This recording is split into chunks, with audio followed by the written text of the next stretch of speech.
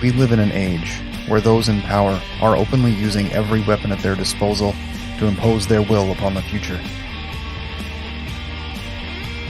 Where the principles of authoritarianism and individualism stand in open conflict in the streets, in the courts, in the news, in everyday life. Where the choices we make and the choices that are made for us have consequences no one can foresee.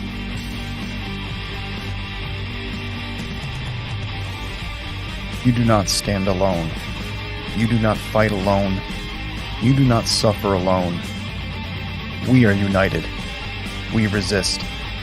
We are here with you. As long as there is a truth that remains hidden, as long as lies are spread openly, we will continue to speak out. We will continue to question. We will continue to be the united resistance.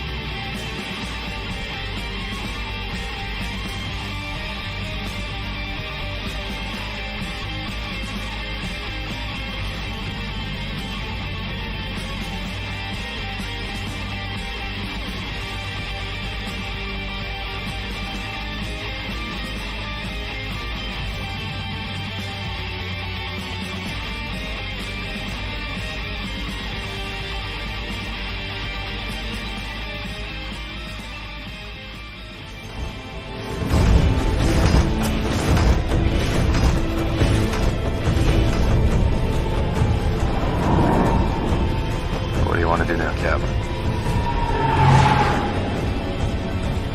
The same thing we always do. Fight them until we can't.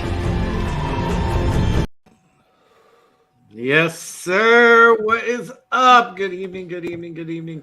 What is going on, my folks in the chat? I was sitting here quietly laughing at the hijinks of the chat as Free Speech Gaming got nuked from orbit. Yes, I did. By Wookiee Yeah, supremacy. just straight up kicking me off the chat right away. I was laughing.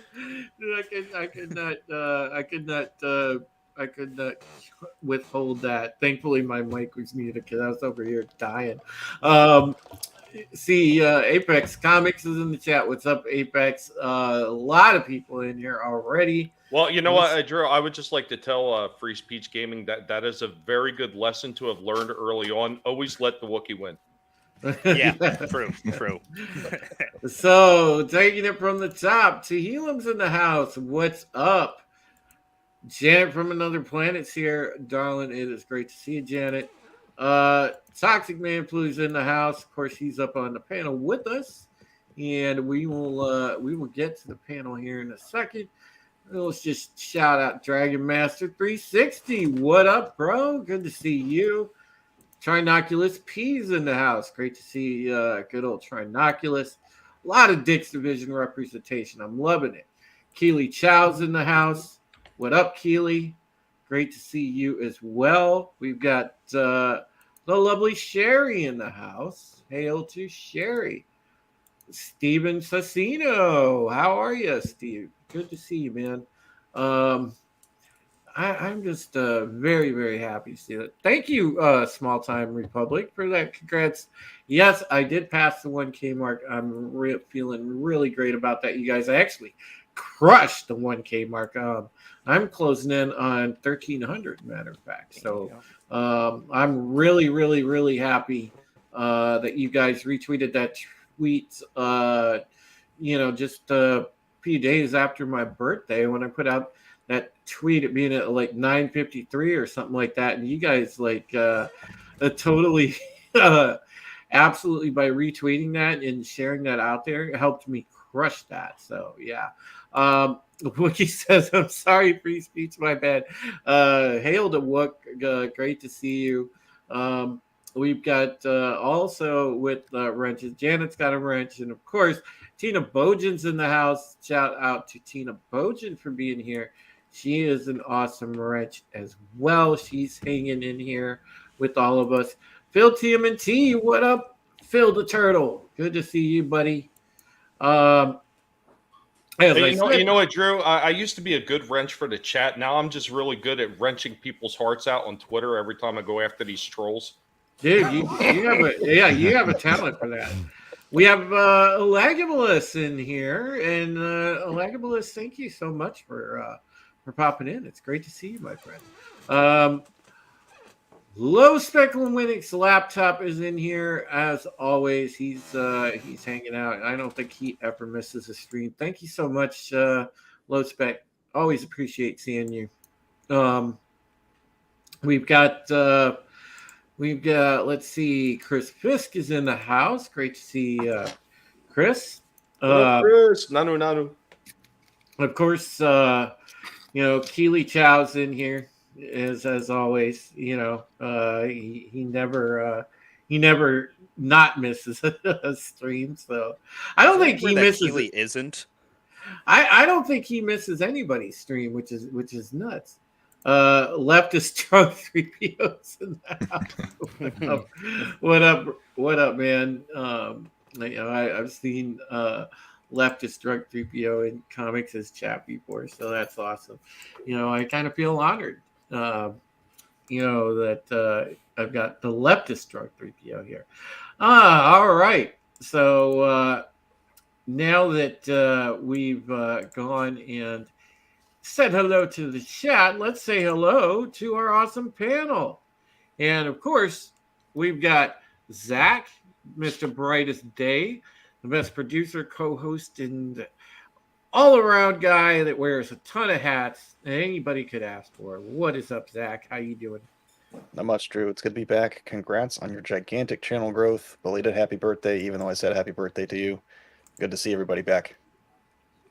Yeah, and we have the man, the myth, the legend, Mr. Brahma Bull, who is now a regular on the show. Good to have him and his perspective. Really enjoy seeing you, my friend, and thank you for being here yet again. Yeah, good to see everybody. Looking forward to getting this going and getting deep into this stuff tonight. So let's hit it. Of course, we got the people's champ. Needs no introduction, but he's going to get one, and that be ETEP. What is going on, sir? Good to catch up with you, man. It's been a minute, dude. I was happy as hell to see you go past that 1K mark, man. You deserve it. Makes me happy as hell, brother. And hail to this wonderful chat, the best chat on YouTube. And I've been busy, man. It's good to be back over here, though.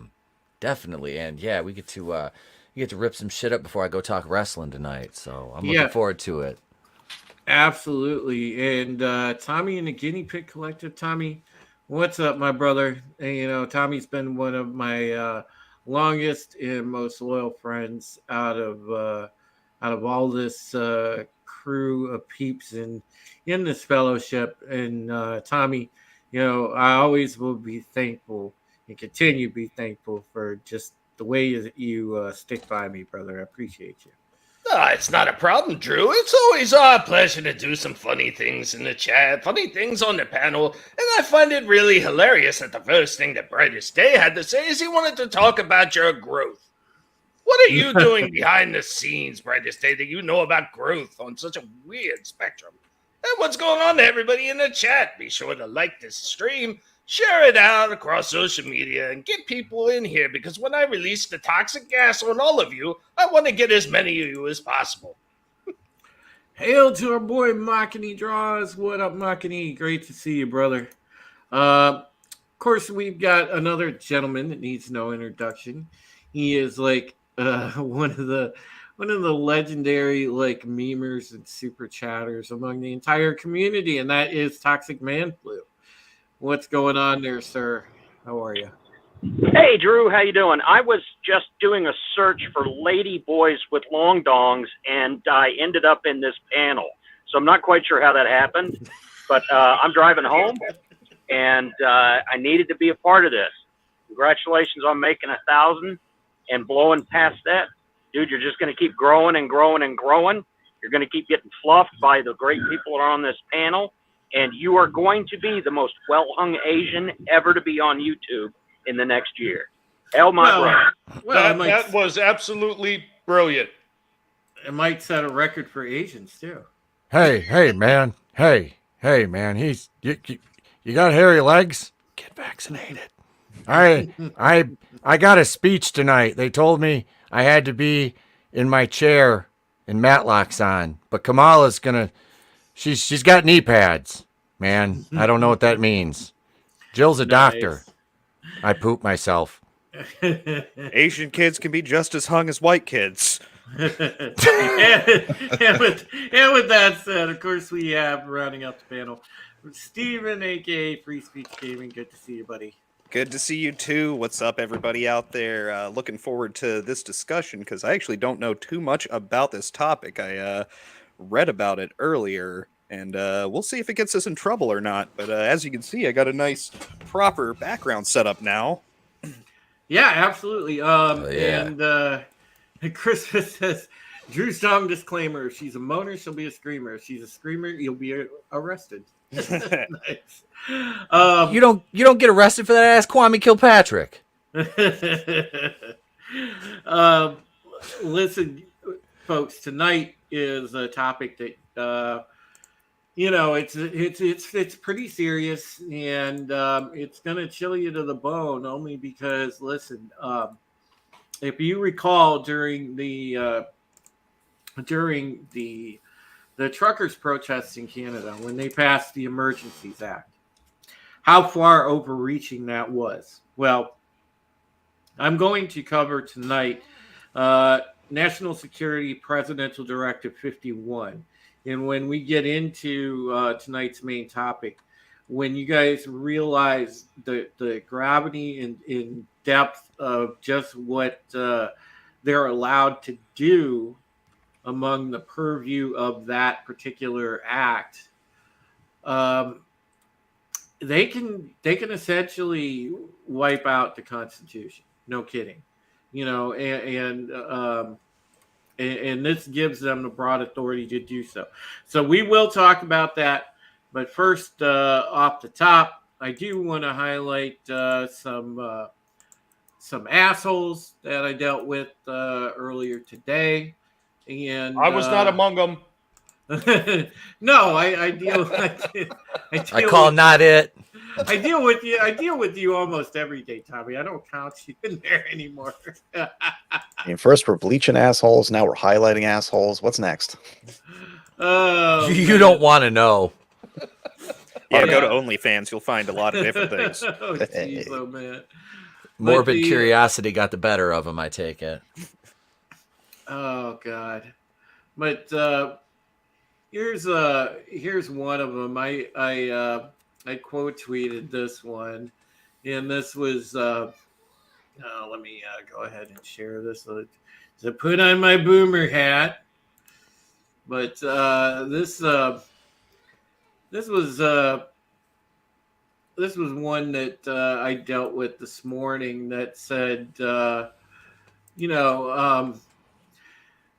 the real conspiracy theory of the conspiracy theory. Honey, let me explain what a conspiracy theory is. Everything you don't know is gray space where conspiracy theories are born.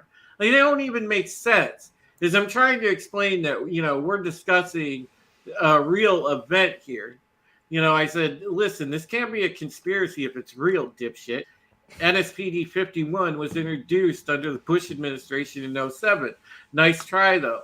But these people, they if you can show them a verifiable fact, and it does not matter to them if it is outside their literal bubble of perceived reality that they have. They call you a conspiracy theorist, a Nazi, God, whatever they feel like calling you at the time. But it's just, it's absolutely astounding to me, just the idiocy that abounds in these people, and that's that's what cracks me up about that. Well, that's what you get when you live in a bubble. Yeah, I Yep. mean, and they do, Tommy, and then that other one, I'm not going to pull up the tweets from that because I mean, Trina's not here. I don't want to pull up her stuff without her permission. But like there was a guy, just to give you guys context, in Hail Gap Stargate. I see you, buddy. Good to see you, man. Hail Medi, great to see you too, brother. Uh, the thing was the quartering was going to give a reward for people that could find out who the hell swatted Tim Pool again, to try to help Tim out so he could figure out who did it in case he wanted to, put together a lawsuit, whatever he needed to do. Because obviously swatting people is highly illegal. So this tool said that he was reporting the quartering, quote, to the FBI because the quartering was doing something illegal by by putting up a reward to figure out who swatted Tim Pool. That's not illegal. And I mean, this guy just went on, and he was tagging anonymous in the tweets and shit like that. I mean, this leftist idiot. It was just he was a complete idiot. And I saw what the quartering put out. He's not asking for like the personal information that he gets of whatever they can give or whoever's doing it. He's asking for. He's saying it's a reward for anyone who can give information to the police to help lead to the arrest. Yeah. Yeah. And that's the thing. And this fool decided he was gonna go and report Jeremy the quartering for doing that, which hang on, Drew. My cuck detector's going off like really strong here. Like what? Okay, so I know people have like a severe hard on for the quartering, like they hate him because he's not a leftist, he's not a conservative, he's kind of in that middle. And I subscribe to Jeremy. I like his videos. I respect him, man. I do. He's one of those people. I do. Can he be a bit of a fence sitter at times? I've heard that. I don't think so. I think he tries to look objectively. And there's been a few instances where it's like you're sitting there. You're sitting there and you're waiting to see. Okay, that's fine. We all do it from time to time. It happens. It does. But he didn't do anything wrong here. He didn't do anything wrong. And this is Tim Pool's got swatted like what, twice in the last month and a half, three times in like 2 months. Yeah. In a couple months. So this and he has a compound, like he has armed security and shit like that. Like this is a business. And that's I love when these people try to make their name at his expense. Mm-hmm. Like you see these people, we're gonna SWAT, we're gonna get Tim Pool. Why are you trying to take Tim Pool down? Like because he's not a leftist anymore? Like he woke up, he walked off the plantation? Like because he was a leftist. And he's kind of like, hey, he takes a common sense approach to things now. And I respect him because he's building a brand. He's not just making videos. He's building a media brand. He wants a 24-hour-a-day media network. That's what he's aiming for. And that's I respect the hell out of that. Yeah, Tim built a completely, alternative alternative media brand, which is what more people need to do. He's Alex Jones with more common sense. To me, But if they keep pulling this shit, they're gonna push people like Tim Pool and Jeremy all the way to the right because they know where it's coming from. Yep. The tweet that you're mentioning, I thought one of the funniest parts about it was they're pulling out the old line again of crossing state lines to offer money. I mean, what is this crossing state lines crap that they are so obsessed with? But these are the people who don't like borders. You cross the line. Yeah, but you know what these people are doing is they're actually not trying to really. I don't think they're going after them to actually legitimately get them canceled because I think they really know that there's no hope in hell that they're actually going to do that. What they want to do is they just want to instill fear in these people and hope that they will back off some of their stances. Yeah, or actually get them hurt. Yeah. Well, yeah, they're oh God, yeah. Yeah, they're trying to bully, and that's and that's a tactic, and these are just super radical people, these are like the same unhinged assholes, like the guy that said, that he hacked the Give Send Go for the truckers, that kind of asshole, that kind of wild-eyed asshole, and there's only one way to deal with them, and it's hip hoppity, make the commie go droppity. Pedro, fetch the helicopter. That's how communists aren't real people. They're things. They're not. It says so. Comrade, communism was just a red herring. There's nothing going on here. Move on. What if they do communism right? To see. That's their wet dream. Yeah, Eddie makes a great point. Look, check this out. They do not care when illegal contributions come from across state borders. Mm-hmm. They don't care when they come across country borders. Are you kidding? No. Yep. No. Sentinel, what up, bro? He said, "Kill commies for mommies."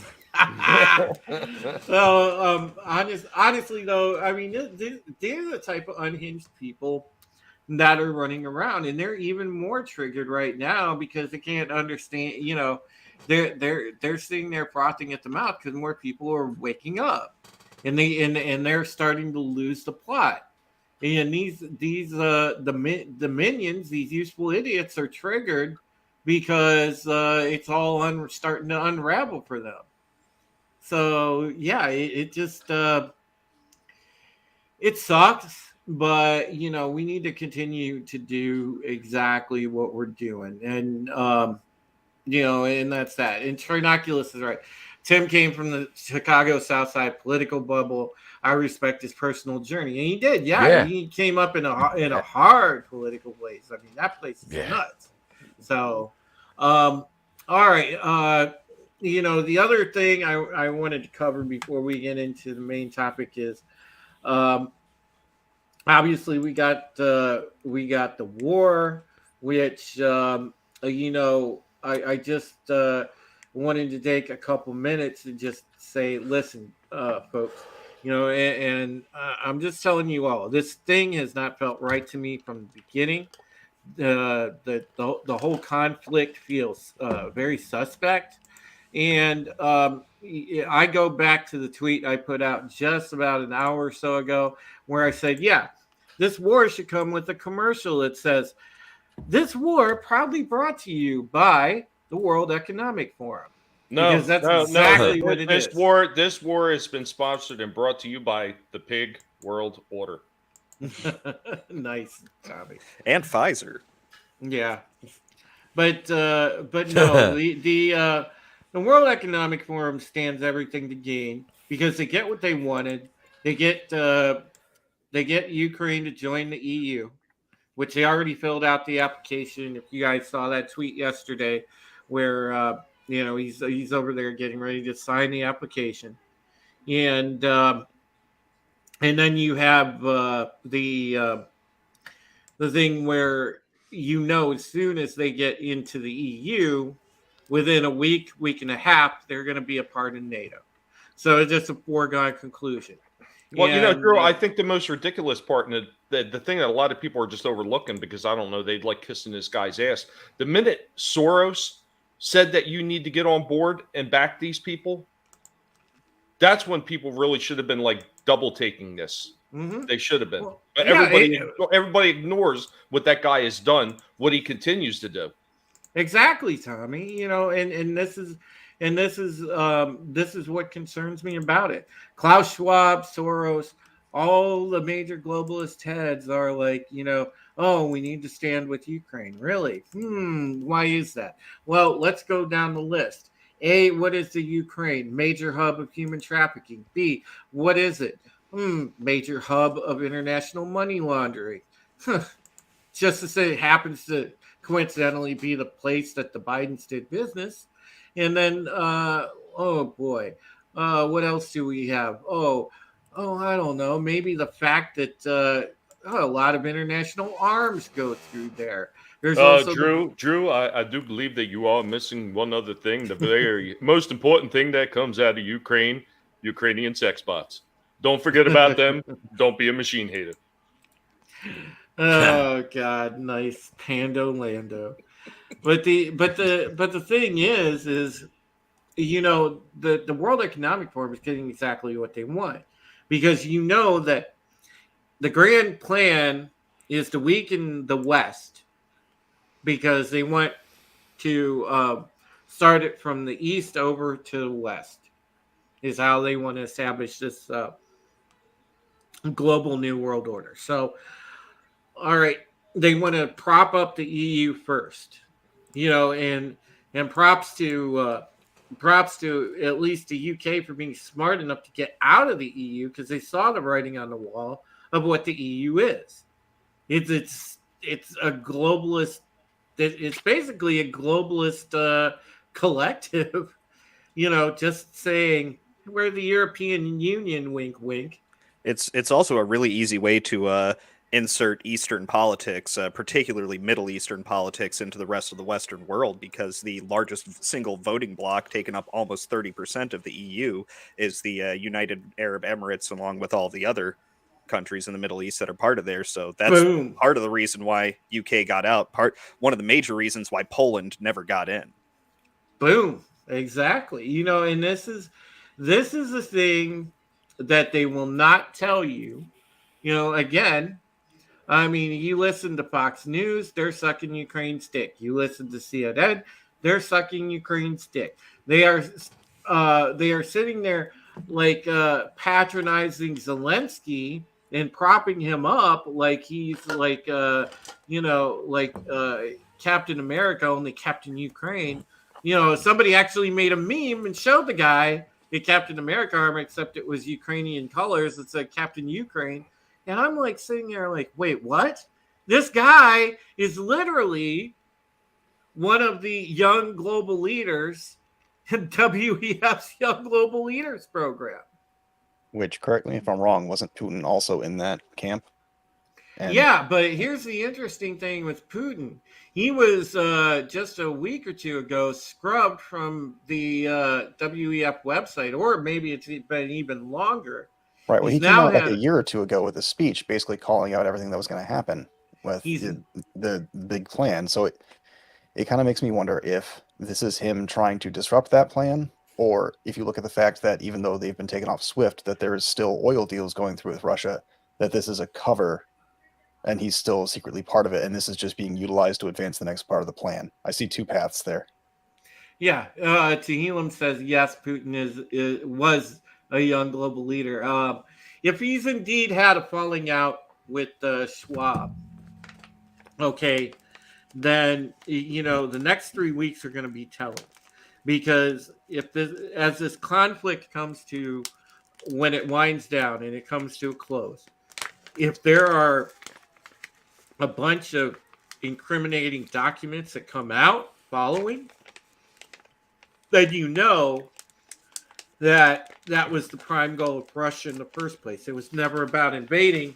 It was about exposing this whole thing. Well, there was an interview that he did, and I caught it somewhere. I don't recall exactly where I caught it, and that's pretty much what he was saying, that it had something to do with these foreign affair people, like globalists, influencing, basically parts of Russia and everywhere else, and that he wanted to put a stop to it. And then you had that person over there on the Ukraine side was talking about the New World Order and how they had to push the agenda forward. Yeah. Yeah, and see, that's what I don't know. Maybe Putin's playing both sides. Maybe he just wants to burn the New World Order. But think about this. Here's another strange thing, Drew. I mean, he didn't decide to actually go and attack until after he was talking with the Chinese leader. Yeah. Well, there's no question that they have an alliance with China, dude. That's them and Syria, and that Iran. They're all them idiots are in bed together.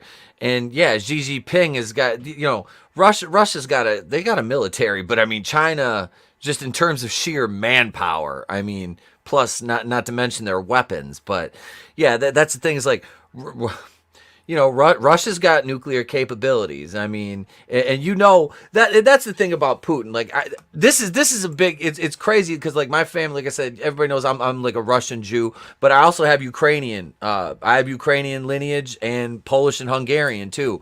So this is like the Russian Ukrainian thing to me it's a very interesting dichotomy right now. And Bloc Jew, huh? That's basically it. I'm just a fucking mutt. All right, that's I'm a mutt.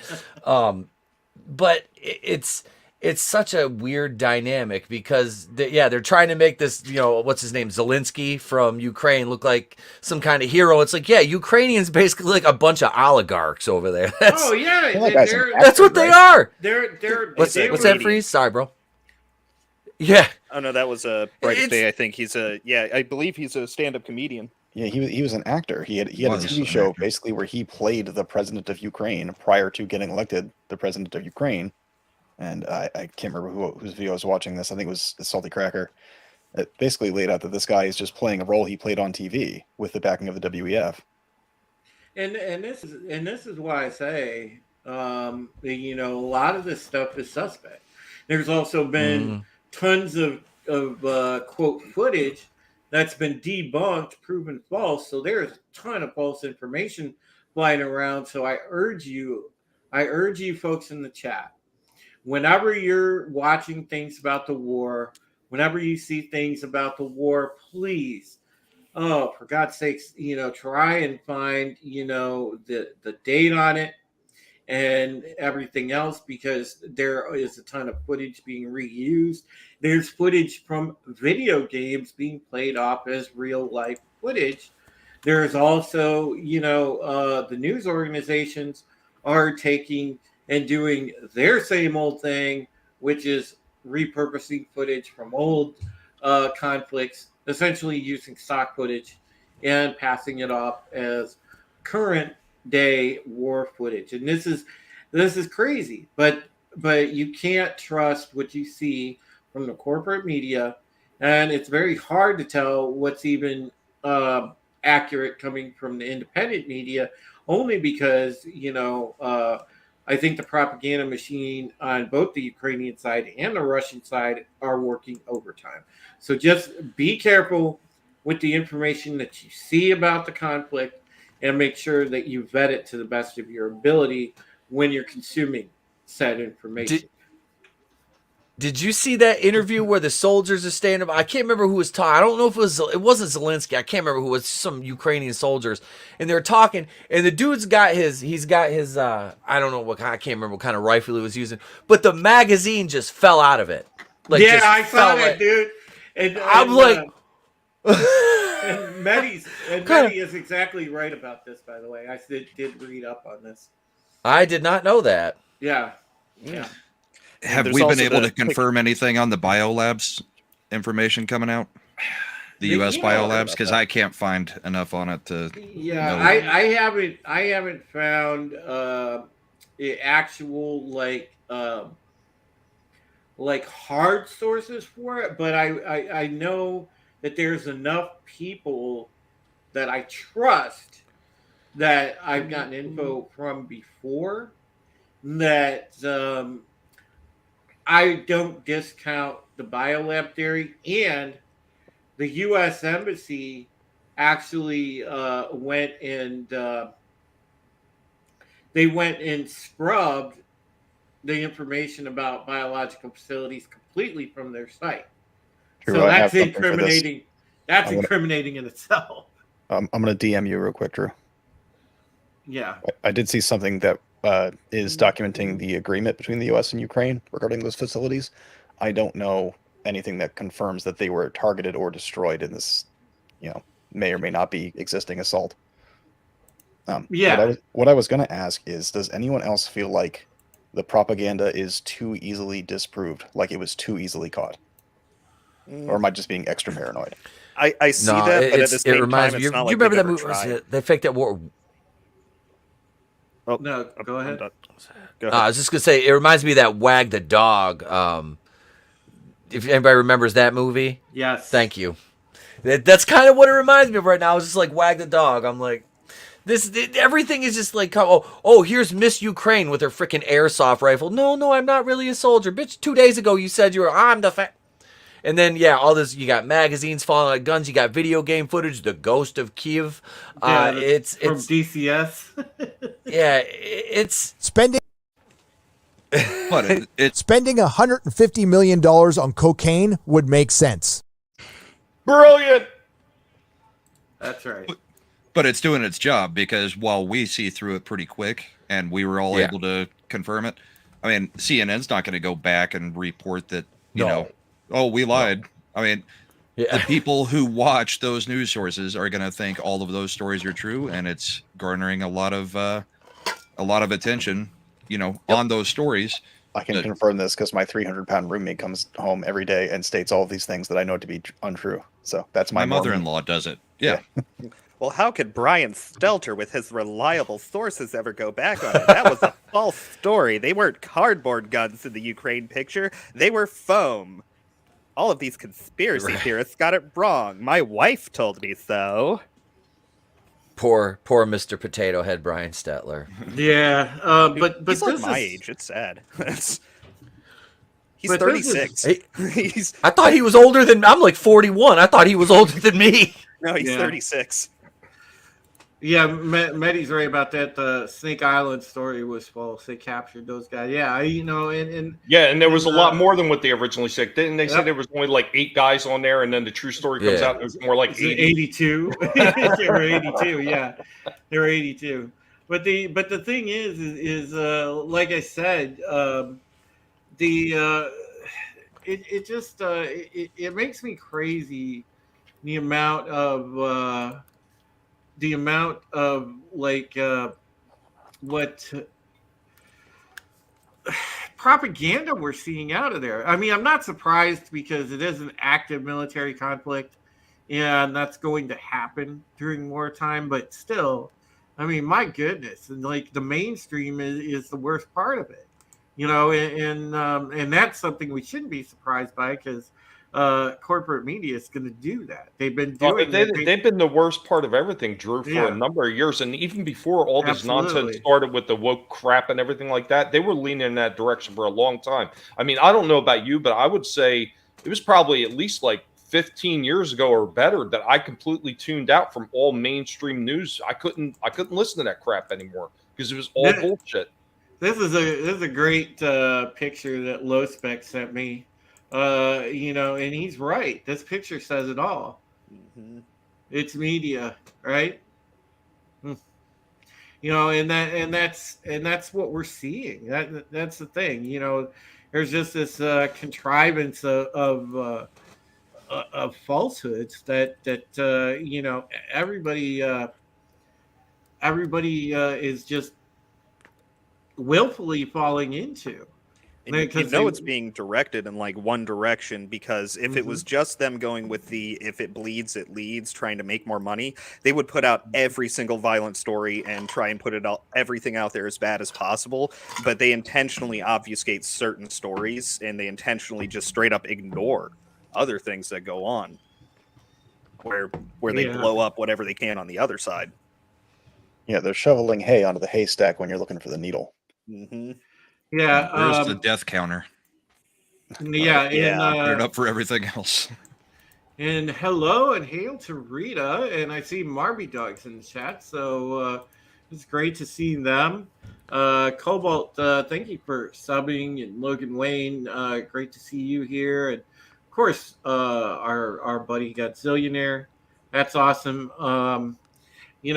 Tox, I don't know if what's your 2 cents on this conflict, because dude, you and I have both lived a long time. We've seen, war coverage. We've watched it. What do you think? No, Tox may be away from his mic. That's cool. It's a lot different than the shock and awe that we saw earlier. I mean, I'm sure that's what Russia was claiming was going on during that during the initial invasion, but we had all kinds of video of what we were doing. I mean, nothing's been released from that side that I've seen. Right. Albert Zilke says, "What's going on, peeps? What's up, Albert? Great to have you."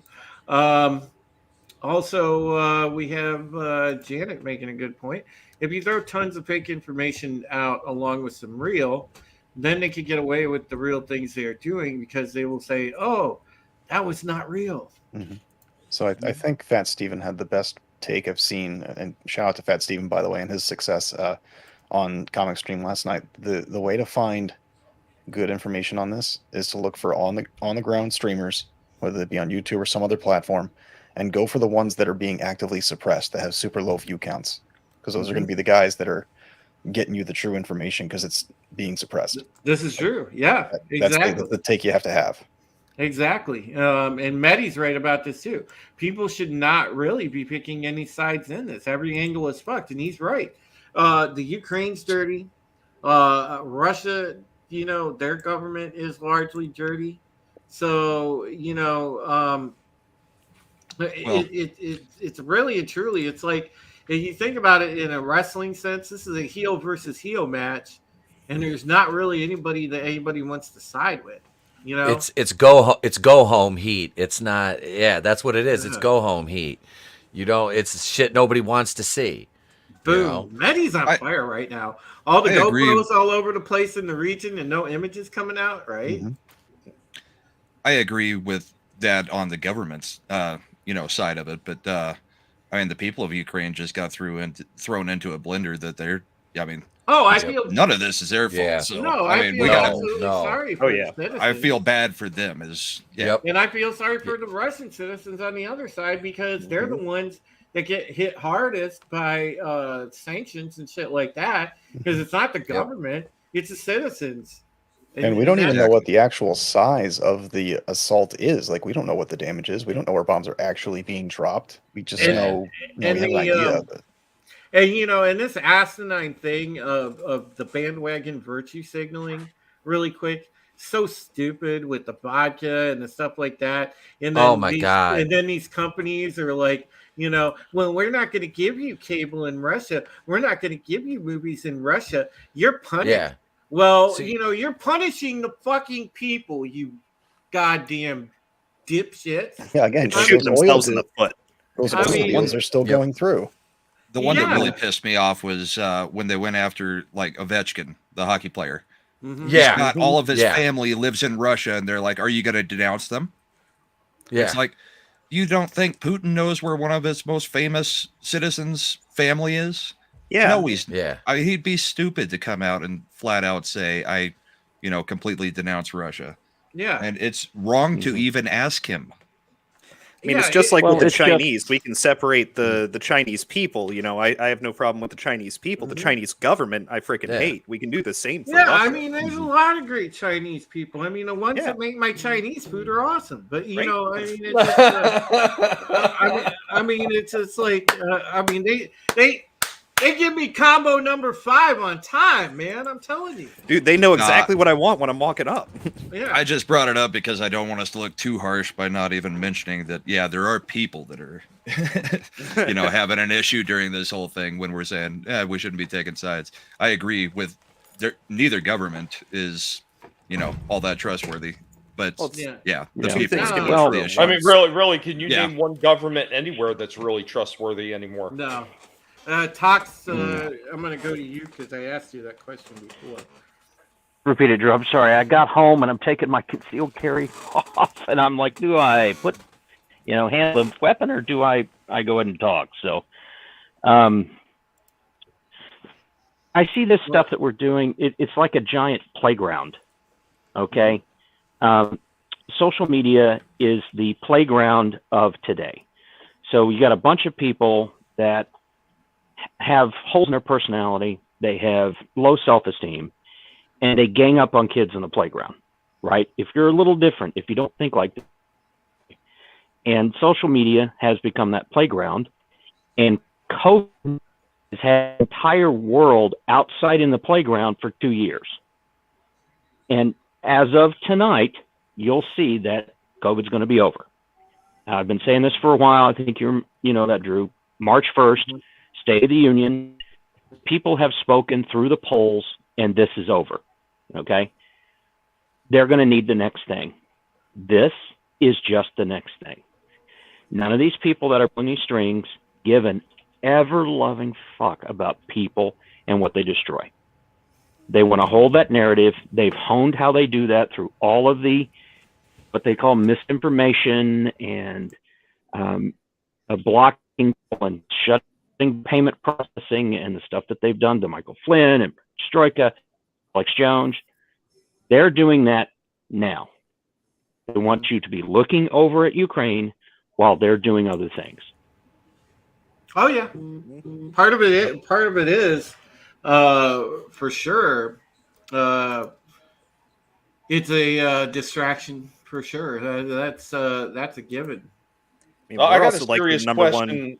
I was going to say I got a serious question to ask Tox real quick.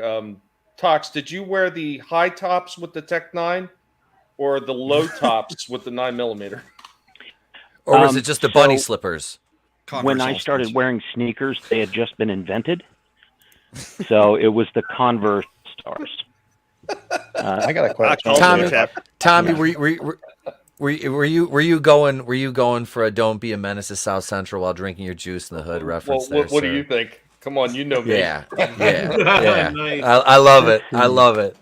White guy grew up in the Midwest. If it had been a Toby Keith's reference, I might have gotten it. But all right, so Brighton State shared this just now with me, guys. This is the impact research paper from the memo just from a couple days after my birthday, actually. After 2 years that necessitated lockdowns, travel bans, school closures, mask mandates, and nearly 1 million deaths, nearly every American finally has the tools to protect themselves from this virus. It's time for Democrats to take credit for ending the COVID crisis phase, the COVID war, point to important victories like vaccine distribution and providing economic stability to Americans, and fully enter the rebuilding phase that comes after any war. So basically, they're just saying, take the victory lap and say it's over. I mean, it's. And the that's the only sad thing thing is, that he though, can point to tonight. That I mean, it's just going to be a victory lap in the State of Union about this because there's nothing else that they can point to. No, there isn't. He can't even take. I mean, he can take credit for it, but anybody with an iota of common sense knows that moron didn't do anything other than drink, tomato soup and have somebody change him while everybody else does everything, because all he does is come out and bumble a few words. His handlers, thank you, thank you, and shoo him off because he can't handle any real questions. I mean, this whole thing has been a fucking joke. It's been a lie from the word go. It's who made money? Big Pharma and all these assholes in Washington and Congress and the Senate that are owned, bought and paid for. Fauci's rich. I mean, he made his money. I mean, who trusted him from the word go? Look at his stance on AIDS in the 80s and the gay community. How does the left support Fauci when he had the stance he had against the gays in the 80s? You know what I mean? Like, how anybody gave that man any credibility? He's a Right. Every single one of these people are freaking bought and paid for liars. And the ones that can't see that now, it's like, get your fucking heads out of the sand for the love of God. Cobalt 66 is 100% right. Yeah, Obama's his point man for sure. He's basically his direct supervisor advisor, but he's his supervisor right now. Yeah, I mean that's clear to see, Cobalt. You're right.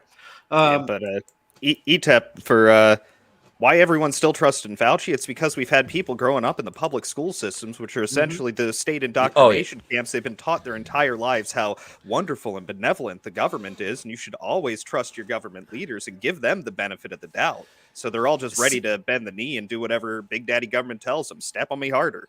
I think it's that. And that's everybody that was calling people like us bootlickers for the last 4 years can't talk because the boot is all the way down to the back of their throat now. That's and they're bootlicker. Excuse me, you just called me a fascist for 4 years because your feelings were hurt because mean tweets. And I'm sorry. What, I spent 4 years with my 401k growing. Gas prices were low. We didn't have food shortages. We didn't have toilet paper shortages because idiots were buying toilet paper because of the flu, essentially. Okay, forced vaccinations. Gina Carano gets fired for saying, "Well, this is kind of leading into something that happened before." Not that well, she's such a Nazi. It's like what? We are living in bizarro world. No, they love it. They love it. Saying something even worse. Version. Oh, sorry. Go ahead. Yeah. Now, Whoopi gets 2 weeks for saying something even worse. Oh Jesus! Oh yeah, and trust me, when Jews are just white people, I'm like, Holocaust isn't about the Jews, child. Yeah, it's not about the Yeah, Jews. It's just a okay. bunch of white people. Well, Ethan, yeah, it like, was on also Instagram- about That the was such a gypsies, and it grown was also moment. about the Slavs, and yeah, it wasn't just about the Jews. But I mean, did you hear what he said? Yeah. Dude, I gotta disagree with you. I had to What's up? I had What's to up, Zach? I had to laugh at this because you know that picture it's been floating around Twitter that it shows Kamala explaining about the Ukraine Russia conflict, and she said, Oh, you like that one? I had to send that in the private chat. Ukraine is a reading it. country in Europe. It exists next to another country called Russia. Russia is a bigger country. Russia is a powerful country. Russia decided to invade a smaller country called Ukraine. So basically, that's wrong. She gives a kindergarten explanation. That's like, are you serious right now? Are you? If you wanted to do that accurately, while she's explaining it, she's tying her hair back and sliding knee pads on. You got to cackle. So what I was going to say is, I think the problem is simpler than that. You've got a whole generation, or at least massive group of people who are going to refuse to admit that they were wrong under any circumstances. And look at something as simple as the Ukrainian people being armed by their government and them praising that while simultaneously maintaining their anti-2A stance and unable to reconcile the two of those things. Yep. I'll tell you exactly what we're going to hear over the next few days. Yeah, but most of that is happening for the simple reason, like we were saying, all the indoctrination that they've been doing in the schools. Yeah. And we've gotten to the point where they want to erase history. And this is the biggest problem right now, as far as all these idiots that are backing this shit without a thought in the world, is because if you don't learn from history, you're doomed to repeat it. And we're seeing some of the same mistakes that happened in the past being repeated now because they are removing this shit from the history lessons. And these people Tommy, you are 100% right. About it. Yep. Yeah. Back in the 1930s, Japan. So, during World War II and the Pacific War, the Okinawa stuff, they didn't just, throw themselves at the United States because they felt like that was something that God told them to do. They were made into that. The Japanese military took over the education system. They erased all of any Japanese history up to that point. They erased Chinese history and Korean history because the people in Japan came from China through Korea to Japan. They erased all that and replaced it with the emperor is God. The emperor gives you life. The emperor is the one you all die to protect, right? And that's what gave you that brutal war in the Pacific, is the brainwashing from the 1920s and 30s of the children, and then they stopped the education at 4th grade. Right. So all that stuff and things from there. And that's exactly what's going on right now if you look and see what's happening in schools. Yeah. Oh, you're 100% right about that, Tox. Now, guys, I just want to go around the panel and really quickly throw out our predictions. What do you think the babbler in chief is going to babble about tonight for the State of the Union? And then we got to move on to our main topic because we're lucky if we're going to get an hour out of the rest of the show. So we'll go ahead and go around clockwise. So brightest day, I'll go last. So brightest day, go ahead. Miraculous economic growth, the military situation, and COVID. Maybe COVID. All right, Brahma. I think they'll lie about the economy and then take a victory lap on COVID, say that they solved it finally. And I think what we'll hear from people tomorrow is the brightest day point. I think they'll literally just come back at us and say, well, this would have been done sooner. He was doing everything he could. It would have been done sooner if you would have just taken the jab. Tommy, that'll be their response. Tommy, predictions for tonight on State of the Union.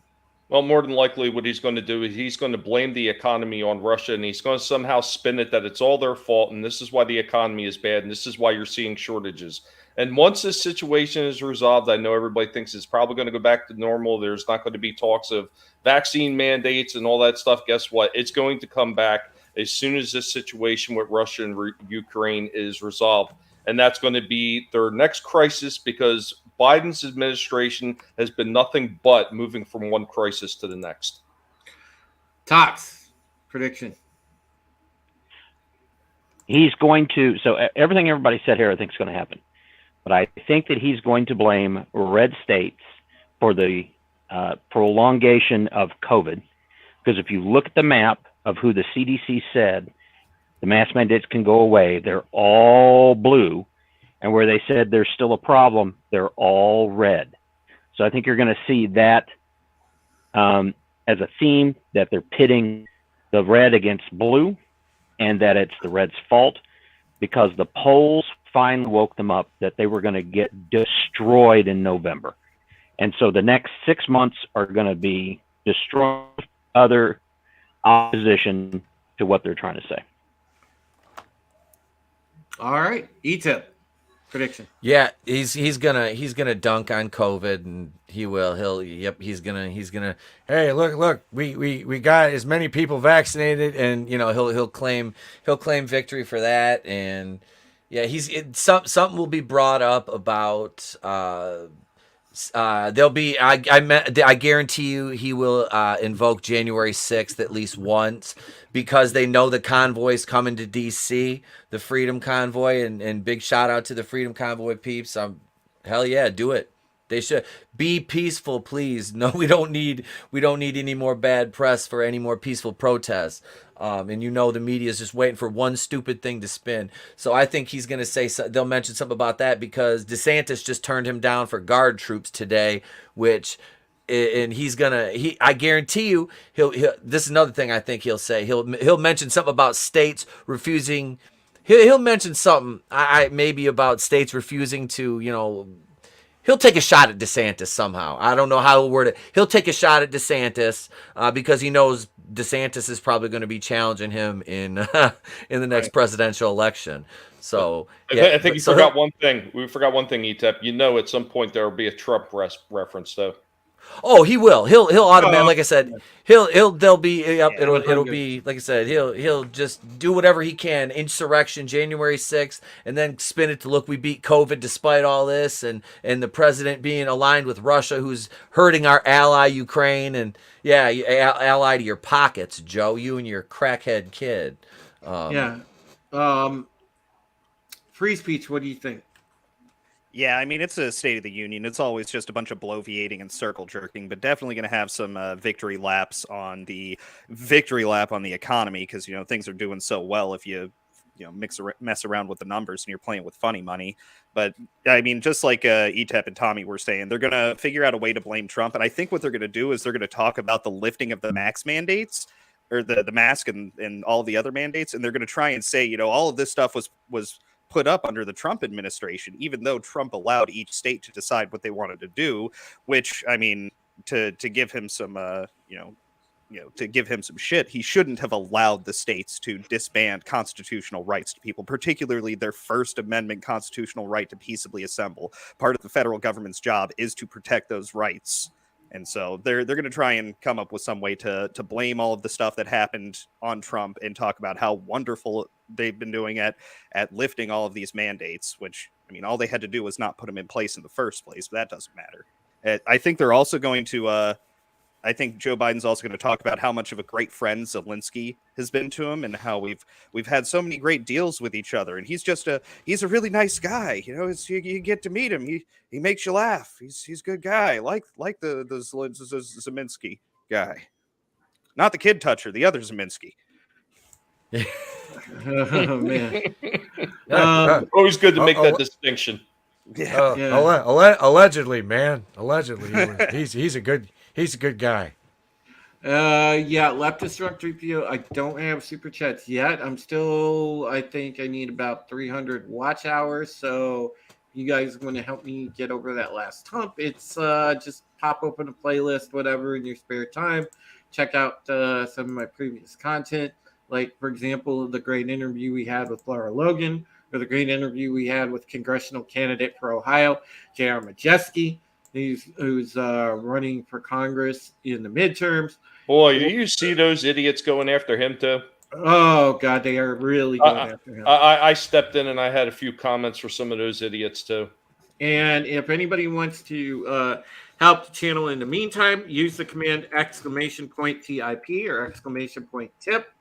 And you can, that will bring up the link for the Stream Elements page, and you can directly tip to the channel via the streamelements.com link right there.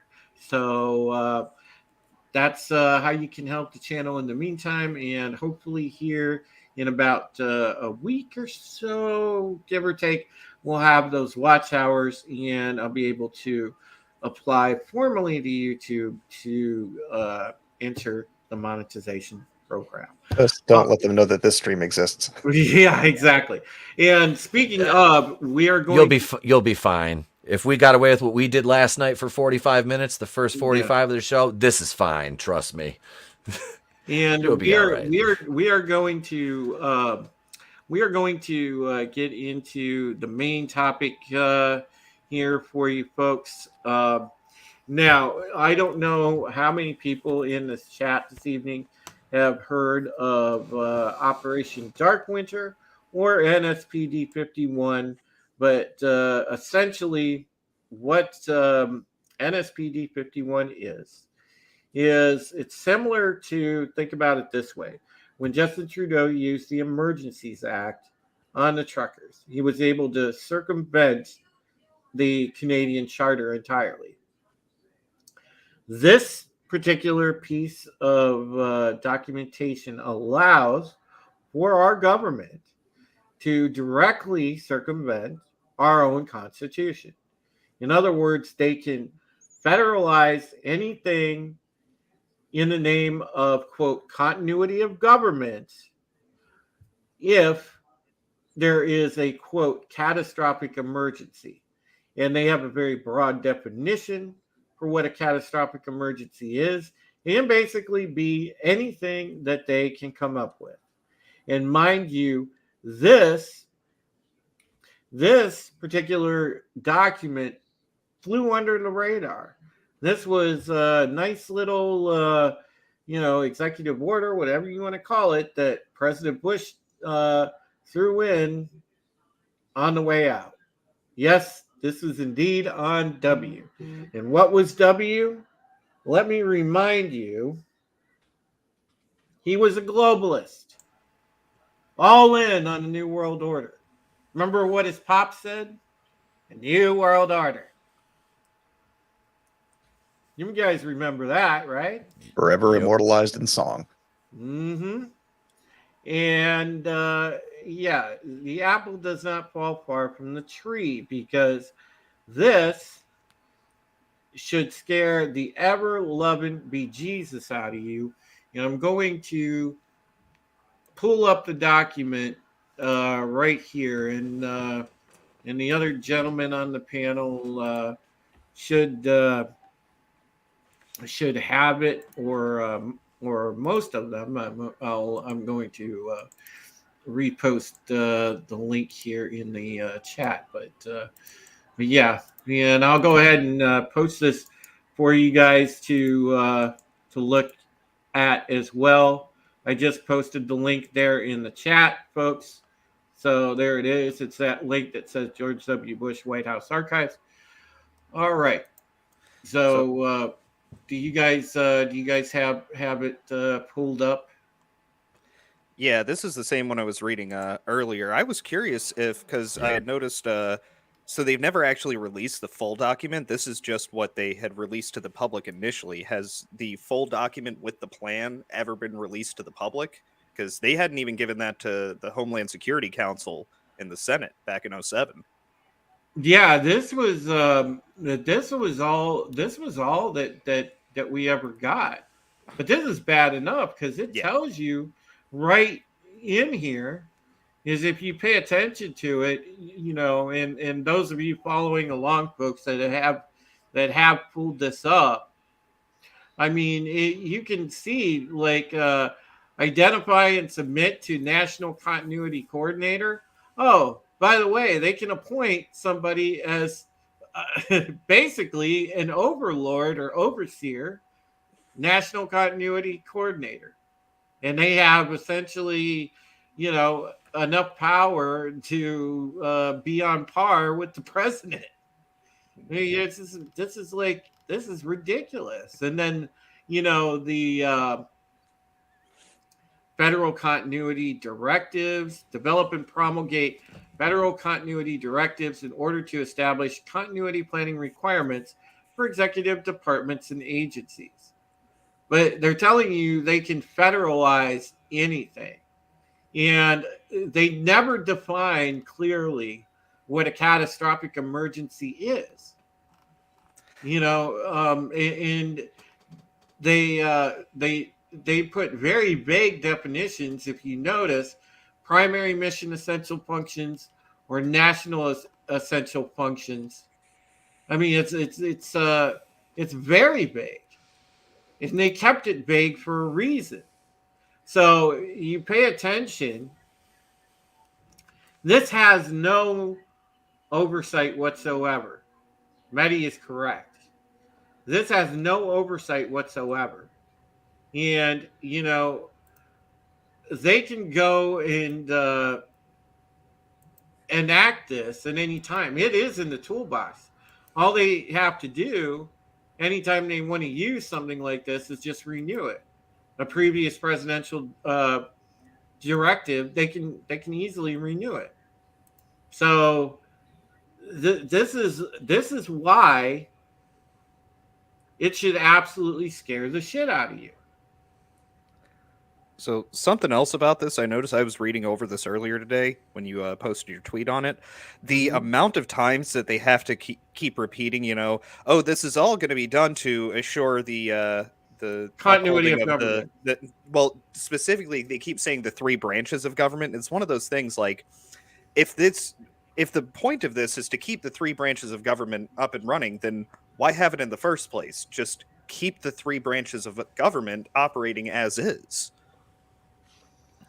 So I feel like them saying that it's the bait and switch that the government always pulls. It's like, oh no, this is just to make sure that we have continuity of government. The three branches are going to stay the three branches, and they're never going to take over one of the other sides or completely neuter one side.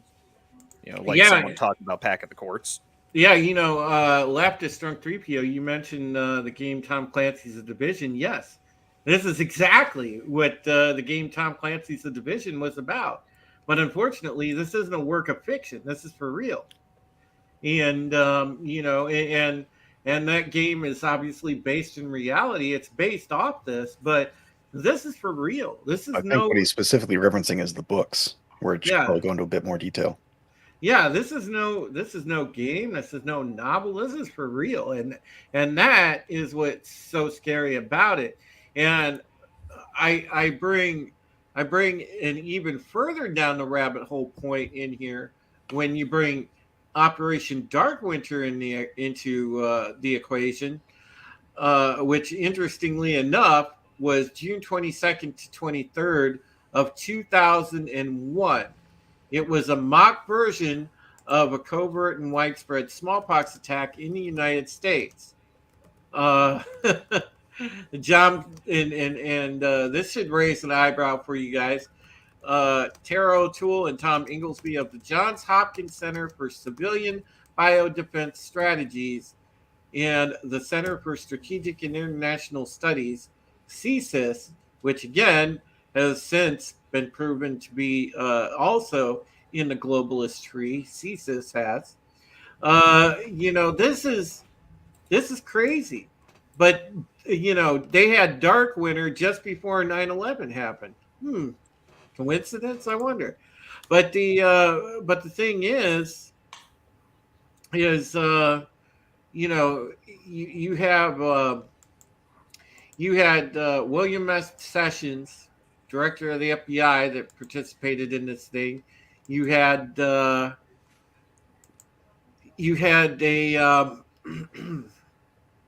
let's see here. You had Wisner, who was the Secretary of State. He was dirty as they come. And you had the director of the CIA, James Woolsey Jr. Oh my God! It's ridiculous. So I just thought about something. Like, I'm going completely conspiratorial on this, to just as a disclaimer, but Didn't this happen around the same time? Because I know it happened in the same area because it's in the county I used to live in. I lived there in Prince George's County, Maryland, when they did that. But wasn't that around the same time that the DC sniper was going around? 2002. Lee Boy Malvo. This Yeah, was John Muhammad. this was 01. Okay. Dark Winter was 01 because this was just before 9/11. Mm-hmm. Yeah, DC was October 2002. Yeah. Yeah, I remember because the kid actually got shot at my middle school 2 days before my birthday. So think about this because the conclusion that they came to with Dark Winter was basically an attack on the United States with biological weapons could threaten vital national security interests. Current organizational structures and capabilities are not well suited for management of a biowarfare attack. So they came up with all the stuff that eerily translated years later when Bill Gates would famously have Event 201, by the way, same week that COVID came out. And you got to wonder about this stuff. I mean, is it all connected? But the obvious thing when we go back to Operation Dark Winter specifically is this is the precursor that did set up the formation of THS Directive 51 or NSPD 51 in this case that we're talking about. It's the same thing. It's just a different name for it. This is how it came together. And this was why it was put out. So that, to me, scares the absolute crap out of me.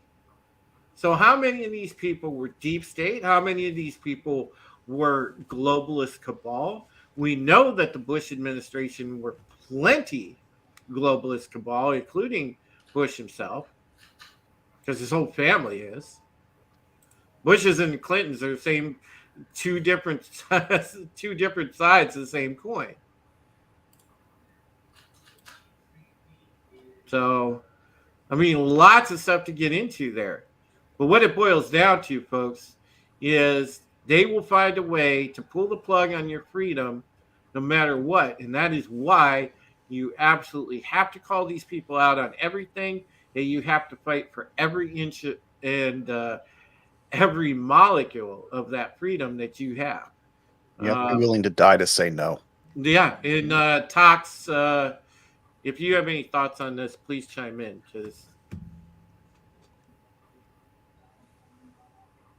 paging toxic man flu. Hey, real Sorry, quick, my wife was talking to me.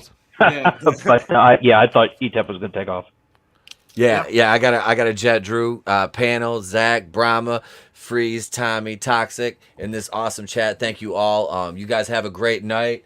ETEP, let Tony know. I'll see you guys soon. Yeah. All right, brother. Yeah. And ETEP, what? Real quick before you bounce, what was what's your final thoughts on Directive 51 and Dark Winter?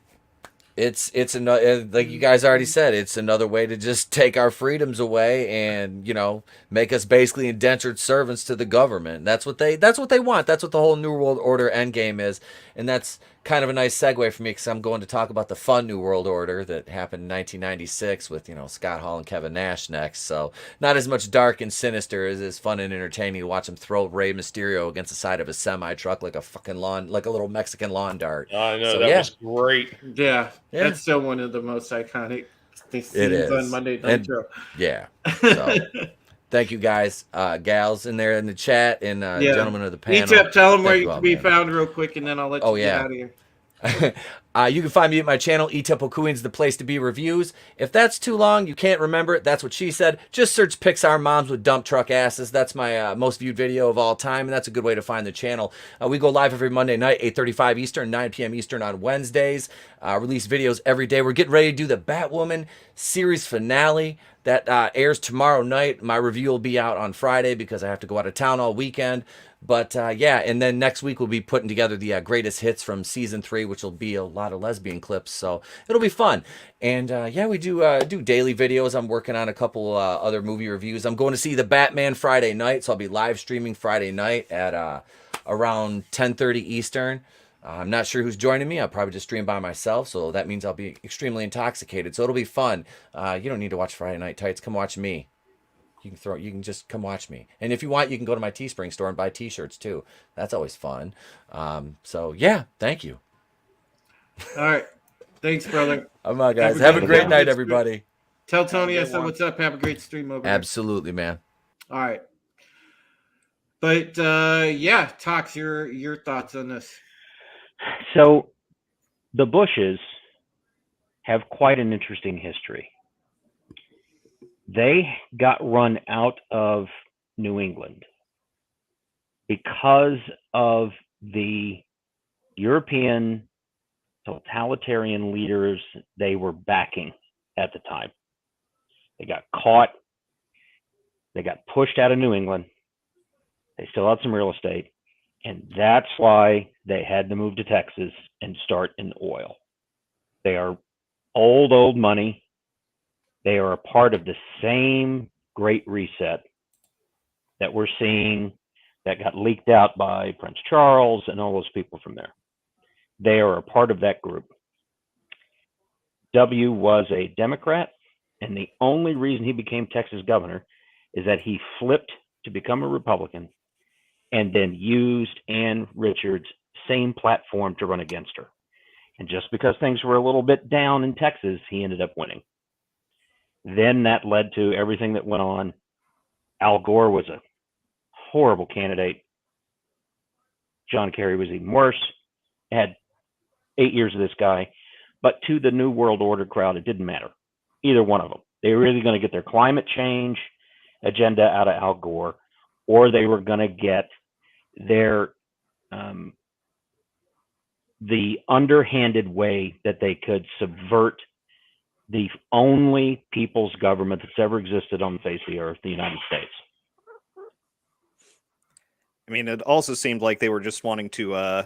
It seems like with Bush, they were happy because they knew it would be a continuation of the Gulf War conflict that his dad started and never got to finish.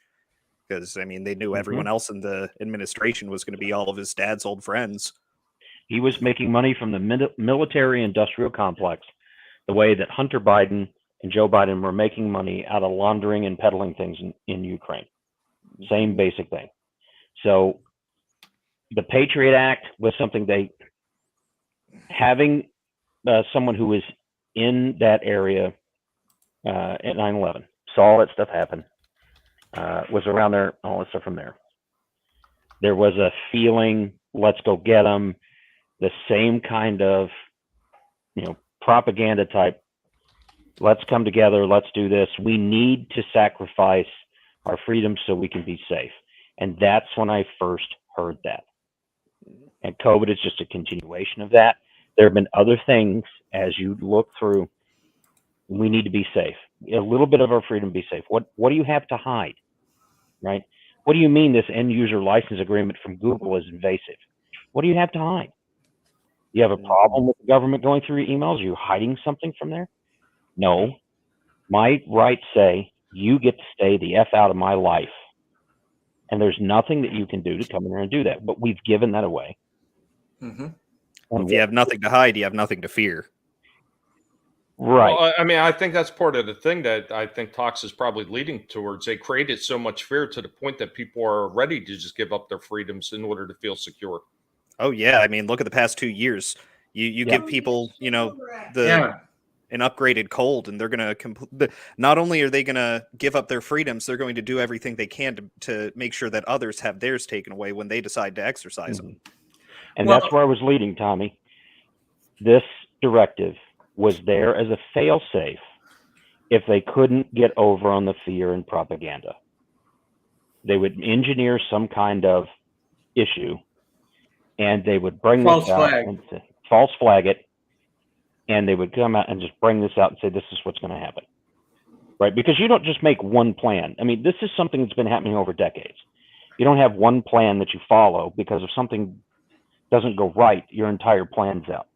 Well, I mean, that's part of what most of the other politicians been doing for a long time. They've been playing the short game. Meanwhile, these lunatics that want to pretty much institute the New World Order, they've been playing the long game for a lot longer than most people realize. I mean, they've been planning this shit out since at least like what 70s and everything. Like they really put it in the motion. Because I know I found paperwork in my father's house talking about in the 80s where they're going to start instituting that shit in school and teaching the younger generations. Yeah, illegal search and seizure. That's what, Fourth Amendment. Yep. Okay. Yeah. Unreasonable search and seizure is what they claim it, and they basically used the Patriot Act. They said, well, because of global terror and because of the attack on domestic soil, that going through Americans' private information is reasonable to combat terror. Lagabalist says, just Google mass fatality incidents, NIJ, in 2005. You'll find the PDF version of the document, woefully out of date now, but I'd love to revise it. Yeah, here's the thing, and I want to ask both the panel and our good folks in the chat a yes or no question right now.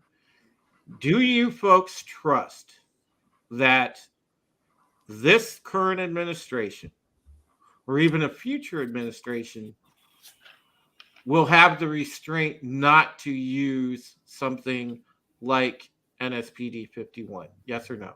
0%. No. So I think it'll be situational. I don't think that any administration wouldn't use this. But what I'm saying is that if they try to do another thing like they did in February or March 2020, and people this time just say, fuck you, no, we're not going to do it, that's when they're going to try and do this stuff. They're going to claim that, something like the trucker convoy going on is going to be right-wing terror actions, which is something they've already been doing. They've already gone out and said there was the the National Security Directive came out not too long ago about how misinformation, disinformation, and malinformation are going to be considered domestic threats. So, if they can have enough people putting out misinformation, then they'll be able to justify doing this at any time. I think it's just going to be how many people are willing to bend the knee. And if enough people say no, that's when they'll try this. No, all you had to say, Stephen, was you don't trust them not to use it. I mean, I don't trust any government, so sorry. Yeah, all you had to say was no. It's a yes or no question. But the worst I think COVID showed how many people will bend the knee. Yeah. Mm-hmm. It was the worst part is how they defined those three forms yeah. of false information, is including anything that's against the government narrative. As simple as that. Well, and that was my whole reason for bringing up NSPD 51. And in chat, you understand this. All you folks out there in the chat, you get this. With the current definitions of what they consider now emergencies, they could easily come up with and say and justify it by saying, because of domestic terrorism, we're instituting NSPD 51. So was this an executive order in Canada, right? This is a renewable executive order. This is in the toolbox. They could just. So the question is, why aren't the other branches of government limiting the executive branch anymore?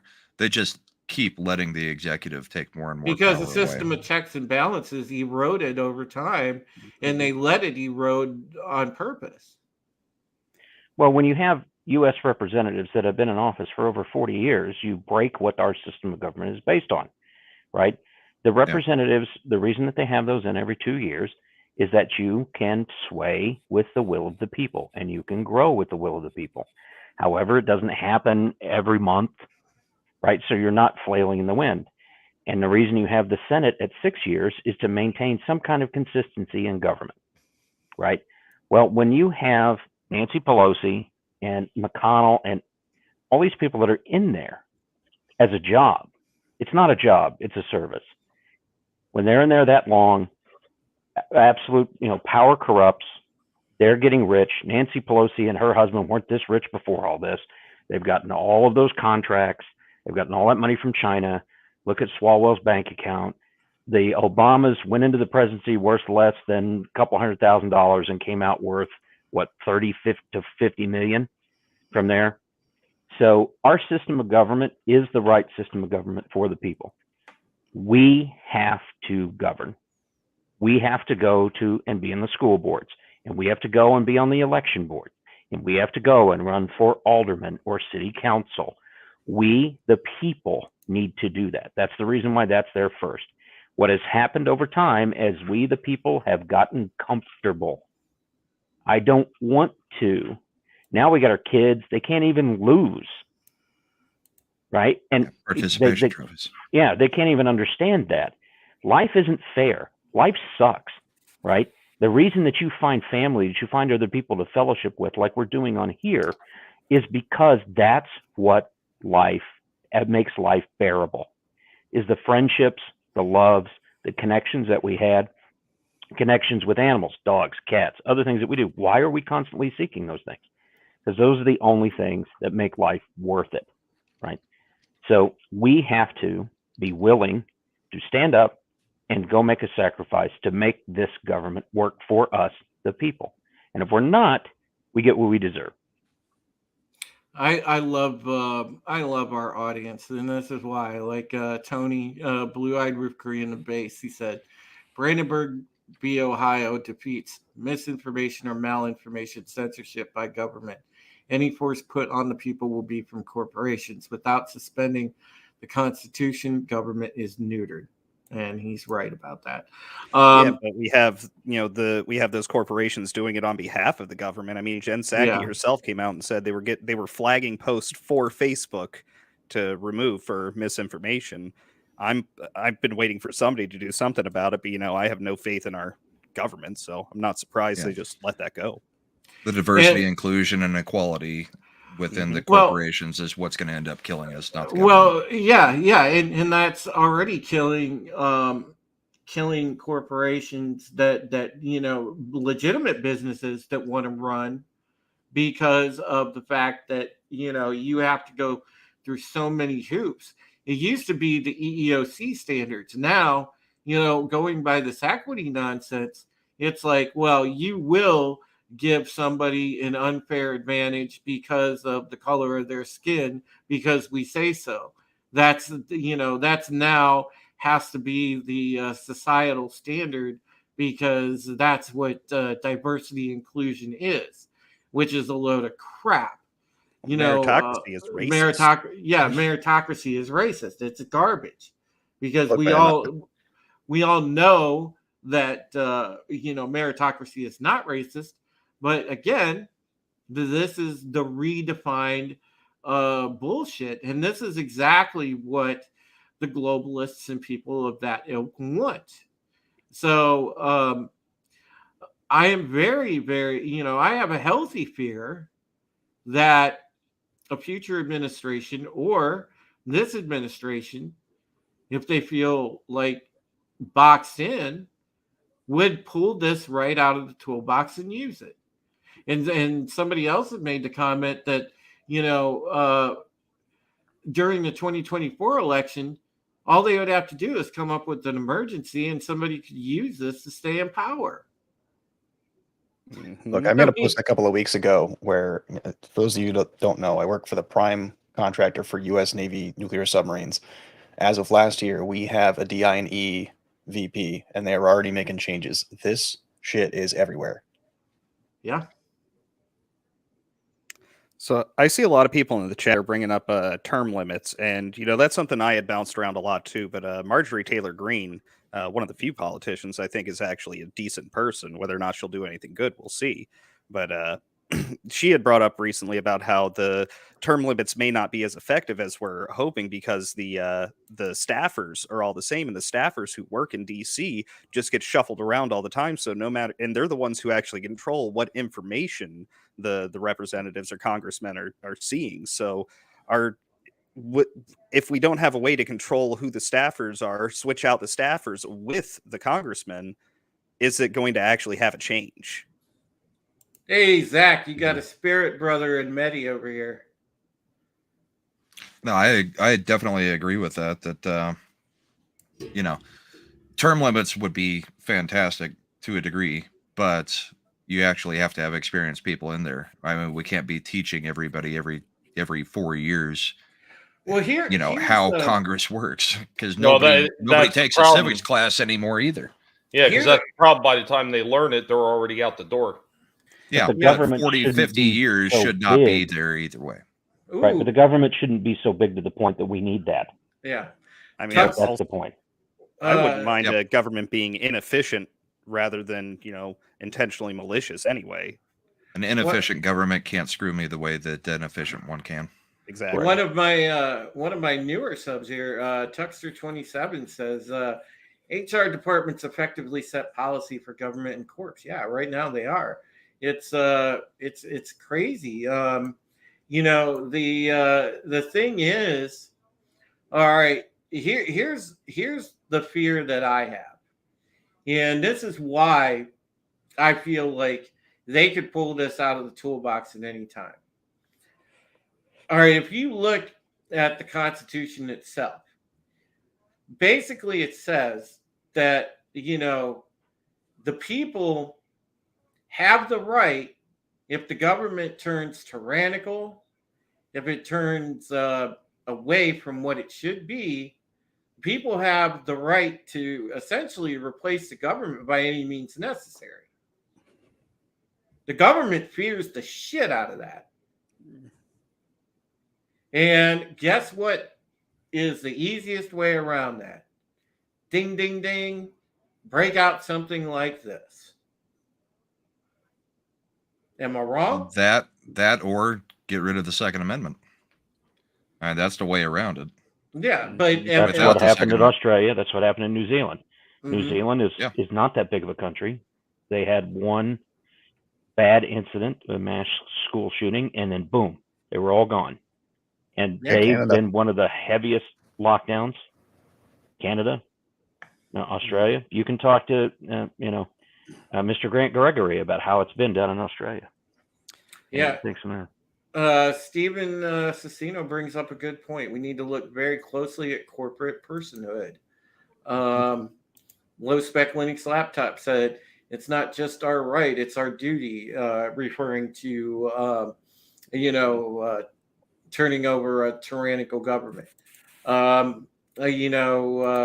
Tehillim, and he's in Australia. He says, Australians still hate what the politicians are doing here. Yeah. Rita says term limits would be good, but rotating them out will cost us money to pay for all their care for the rest of their lives. The thing about term limits, it's already there. Mm-hmm. If that person isn't doing what you want, every 2 years you go vote them out. Every 6 years you vote them out.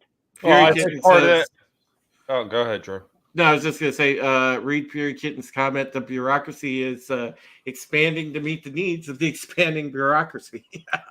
No, I think part of the problem, though, Tox, is people get they get in this point where they're kind of comfortable with the people that are in there because a lot of people are opposed to change. And I think that's why you see a lot of these people, even if they're not doing a good job, is why they continually keep getting that post back again because people just are afraid of change.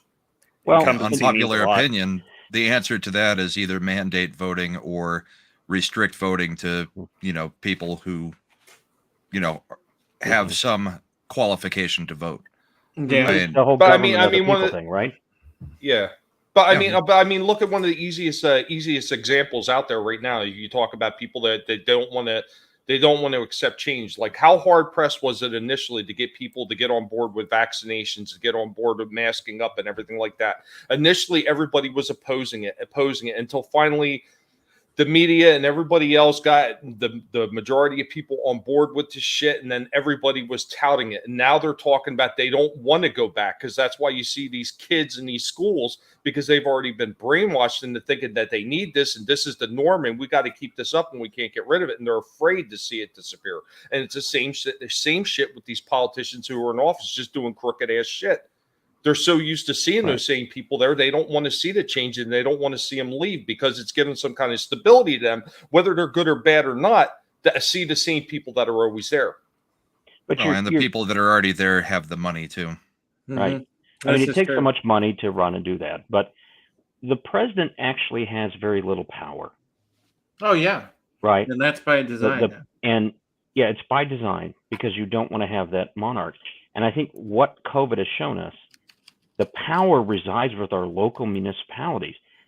The Biden mask mandate and vaccine mandate was not a mandate. It was a press release. There's nothing official that has come out of the president's office. So why did that work? Because the bureaucracy got in and said, we're going to do these things. And as Tommy said, people just followed. But in the state that I live in, the governor had 30 days of emergency power. And then the legislature could vote 30 days more. Mm-hmm. And after that, it went to the local municipalities. Right. Okay. And that municipality I live in right now, this city I live in, has voted themselves emergency powers every week since this started. And until people go to that meeting, how many of you here want to go to that meeting? Oh man, it's politics. It's boring. Mm-hmm. No, it's your life. They are running your life, right? This is true. 6,000 people out of 60,000 voting for the people that are running your life. You're allowing this to happen, right? And you go and you tell them, I'm done. I don't want to deal with this. Why are the mask mandates over? Because the polls finally swayed them. Had nothing to do with any science whatsoever. Nope.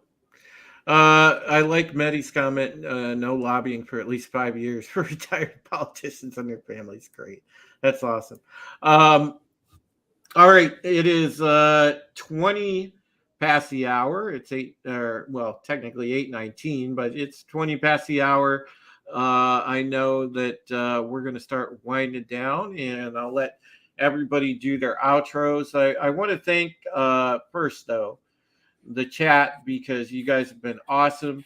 I hope that we were able to bring you some really good information tonight. I did link it in the chat for you guys again. Those of you that are viewing right now, that are watching, go to that link, that George W. Bush White House Archives, so you can find the documentation for Directive 51. Read it over, decide for yourself. That gives you the nuts and bolts of it. I don't think that's the full document, but there's enough there. You can at least get the meat and potatoes of it and understand it. It's important for everyone that you know what they have in the toolbox, know what to expect if something like that happens, and how to prepare, because we do have to have contingencies in case, because there's no guarantee that they won't circumvent the Constitution and use something like this. So we have to have contingencies. That is why specifically I wanted to talk about this topic. Of course, as I said, the first time that I tried to do a stream about this, and I had a gentleman on that was an insider that named names and everything else that were involved in Dark Winter, that were involved in putting together Directive 51, and mysteriously YouTube pulled that stream for, quote, disinformation. Not medical disinformation, just disinformation, period, even though it was historical fact. So I just want for everybody to understand the gravity of this, and to study up on it and know it, because our lives may depend on having this knowledge one day. And I'll go with that said to the rest of the panel, and we will let everybody do their outros, and we'll start with Tommy because I know he's got to bounce. So Tommy, take it away, sir. Hey, everybody. What's going on? Tommy and the Guinea Pig Collective here. You can just go ahead and look in your fridge, see your carrots and all your other vegetables are missing. Just follow the Guinea Pig Jelly Beans right back to my channel where we talk about old toys, retro toys being done right, and a lot of that good old nostalgia stuff from the past. I don't usually get into a whole lot of talking about the things I hate. I'd rather focus on the things that I love. But I get to come here with Drew and talk about this damn shit that I hate so much. I just don't like doing it on my own channel. But Monday at 6 p.m. Eastern, we have Going Old School Retro Discussions, where we get a panel of people together and we talk about those things that we love from the past so much. And of course, following Red Gaze and the Probe at 6:05 on Thursday at 7:45, Vinny Art and I get together and we have United Underground Collectible Past, where we talk about the retro toys that are being done right and the toys from the past that they're being based on. Make sure you support everybody in United Underground and all these other wonderful people that are on the panel. You guys are the best chat on YouTube. And I don't really think that that's said enough. Make sure you help Drew out. Let's see Drew get monetized, man. Go ahead and put one of his older streams on. Just let that shit play through, man. Get him those watch hours so we can see him get monetized, so he can start getting super chats and be able to do some things to make it easier for him while he's helping his mother. Thank you all for being here. And remember, never let anybody tell you what you can and can't say, what you should or should not watch, because your silence gives consent. Thanks, Drew. Thank you, everybody on the panel. Thanks, Tommy. I appreciate you being here every week. You know, you are one of the bastions of truth and assholedness. No, I thought you were going to call me a bastard of truth and asshole, but I'll go with that. And we go over to our buddy, who is the senior member of the Dix Division, next to Comics Division himself, and that would be Toxic Man Flu. Tox, thank you so much for being a part of this evening, dude. Having you here and having your perspective really, really helped. I have to say that this was the best tranny boy search mess up that has ever happened to me. So, Drew, thanks for letting me on. It's great to talk to these people. I've got to meet some people that I've been following for a long time. And Brightest Day, it's an honor to be on a panel with you. Brahma Bull, you and I think we're going to be doing some great things going on. And Freezy Peach, so good to meet you. And of course, Tommy and the Guinea Pig Collective. Follow Tommy. He does good stuff. He's got a lot of positive things to say. And yeah, let's watch Drew's stuff, and let's get the long man out so that he can get his super chats and be monetized. Yeah, I appreciate that so much, Tox. And speaking of Freeze Peach Gaming, we'll go over to Freeze Peach Gaming. Hey, everybody. You can find me here on YouTube, Odyssey, and Rumble at channel name right there, Freeze Peach Gaming.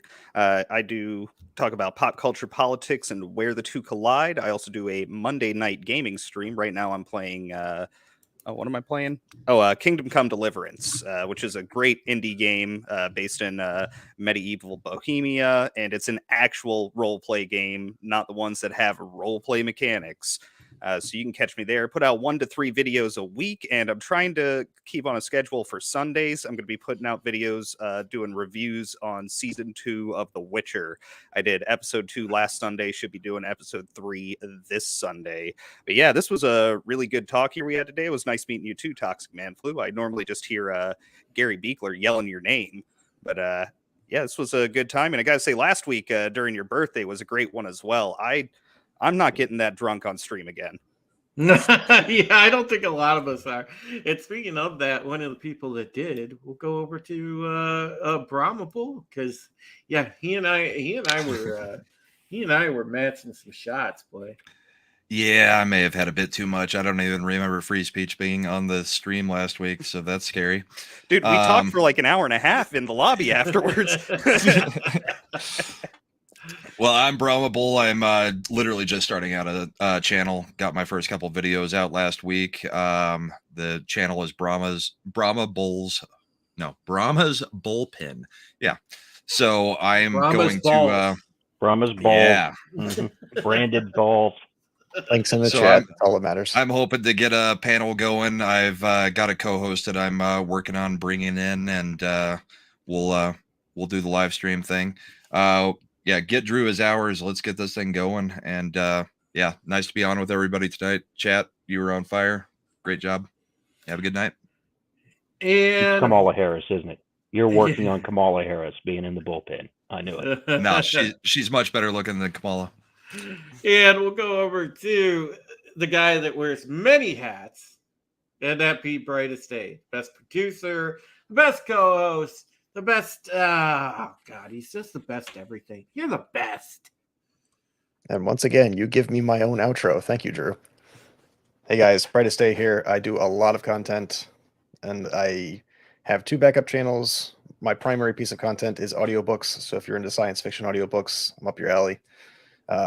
I'm here Tuesday and Thursday nights supporting Drew on United Resistance and Pegasus Actual Podcast, and apparently my camera is dead. So links are in the chat.